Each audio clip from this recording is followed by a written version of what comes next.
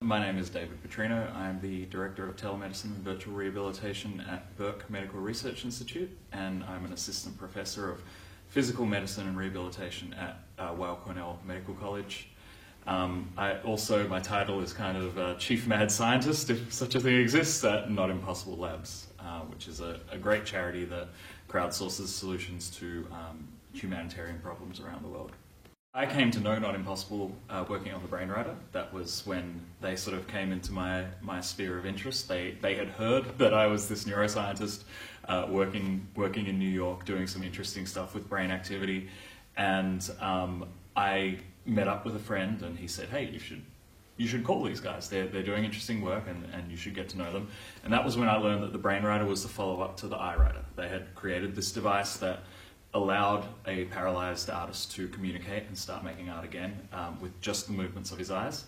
But the technology was finite, and his condition was worsening, and he didn't have the control necessary to continue using the iRider and continue using the contemporary technology that was out there to communicate. So this is where the sort of gauntlet was laid down, where we said, okay, we're going to try and create a new control signal. So rather than just using your eyes, you can also use your brain activity to enact something on a computer.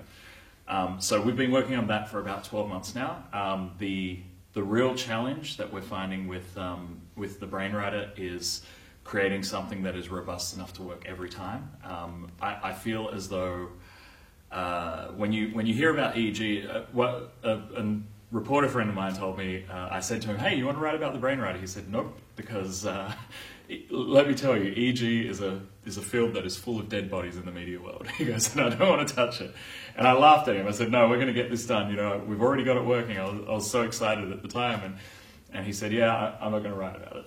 And I started to realize what he meant, because we've been developing this for a while now, and it works. On a good day, it works. It works really nicely. But when you're developing something that is going to be used by someone who is severely disabled as a communication tool, and this is going to be their tether to the outside world, you need it to work every time. So what we're really doing right now is making sure that it is a piece of technology that will be robust, and that every time you put it on, you'll get a consistent result. And that is turning out to be non-trivial, but we're making a lot of progress, and we're meeting a lot of fantastic technology partners along the way who are, you know, it's been really moving to see just how big companies who, you know, or young startup companies where their bottom line is so important in these early phases, but they're just being very giving with their technology. So it's been really encouraging. We've worked with a number of young startups. There's a group called OpenBCI in New York City,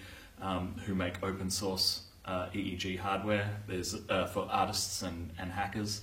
There's a group called Interaxon, and they create this wonderful device called the Muse, which is a little EEG headband.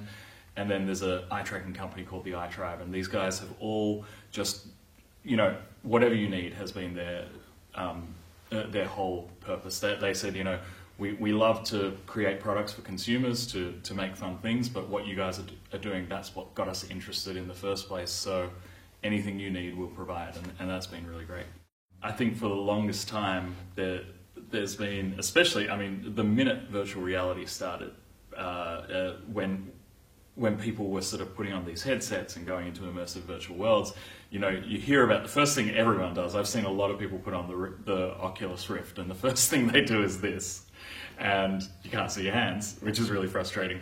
But the idea behind it is you immediately want to be immersed, and you immediately want your instincts to be realized in that virtual world.